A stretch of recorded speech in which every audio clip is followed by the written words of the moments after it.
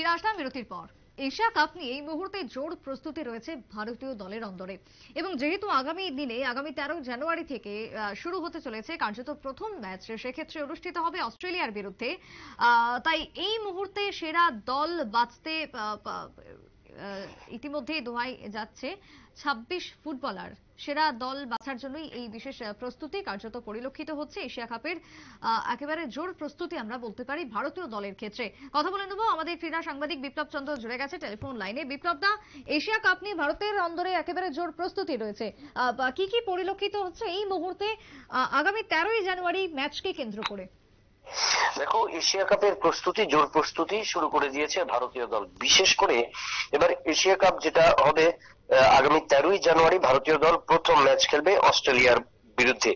এবং এই অস্ট্রেলিয়ার বিরুদ্ধে খেলার আগে ভারতীয় দল কিভাবে তৈরি করবে এবং কতটুকু সক্ষমতা রয়েছে তার জন্য কিন্তু ভারতীয় দলের কোচ ইগোর স্টিমাচ কিন্তু পূর্ব পরিকল্পনা নিয়ে নিয়েছেন গত প্রায় 1 মাস আগে থেকে। এবং ইগোর স্টিমাচ সেক্ষেত্রে কি করেছেন, ইগোর স্টিমাচ মোট 50 জন ফুটবলারকে বাছাই করেছেন সেরা 11 বাছাইয়ের ক্ষেত্রে। কোন সেরা 11 ফুটবলারকে নিয়ে তিনি ঝাঁপাবেন এশিয়া কাপের জন্য? কারণ আমরা জানি যে এই এশিয়া কাপের পরে আরো বেশ কয়েকটি টুর্নামেন্ট হবে এবং ভারতে সেই সমস্ত টুর্নামেন্ট গুলি হবে।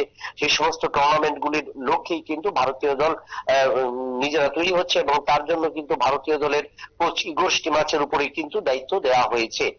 তো সেক্ষেত্রে 13 জানুয়ারি ভারতীয় দল অস্ট্রেলিয়ার বিরুদ্ধে প্রথম ম্যাচ খেলবে এবং প্রথম ম্যাচ খেলার আগে গত 1 মাস আগে মোট 50 জন ফুটবলারকে বাছাই করেছিল ভারতীয় কোচ এবং সেখান থেকে মোট 26 জন ফুটবলারকে দলে রাখা হয়েছে।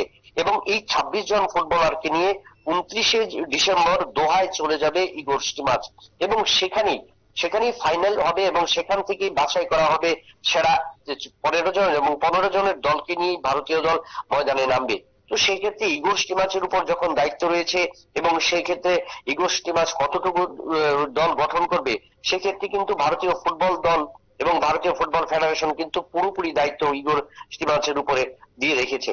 এবং তাতে আশাবাদী যে ইগোর স্টিমাচ এবারের এই টুর্নামেন্টের জন্য সেরা একটা দল গঠন করবে এবং 2024-25 সালে জুনিয়র এশিয়া কাপ এবং বিভিন্ন যে সমস্ত টুর্নামেন্ট গুলিতে ভারতীয় দল অংশ নেবে সেই সমস্ত দলগুলিতেও সেখান থেকে ভারতীয় ফুটবলারদের বাছাই করে নেওয়া হবে। লক্ষ্য একটাই থাকবে যে আগামী দিনে অর্থাৎ 2036-এ আমরা জানি যে 2036 সালে ভারতে অলিম্পিক অনুষ্ঠিত হবে।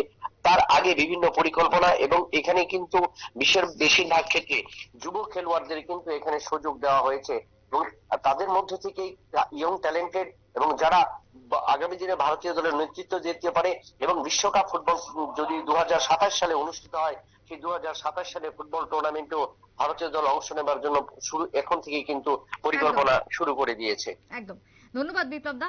কথা বলছিলাম আমাদের ক্রীড়া সাংবাদিক বিপ্লব চন্দ্রের সঙ্গে। এশিয়া কাপকে কেন্দ্র করে এই মুহূর্তে ভারতীয় দলের প্রস্তুতি একেবারে তুঙ্গে রয়েছে এবং ফুটবলার বাছার জন্যই কার্যত দোহায় যাচ্ছে 26 ফুটবলার বলে এই মুহূর্তে খবর। একটা বিরতির পর ফিরে আসছি, সঙ্গে থাকুন।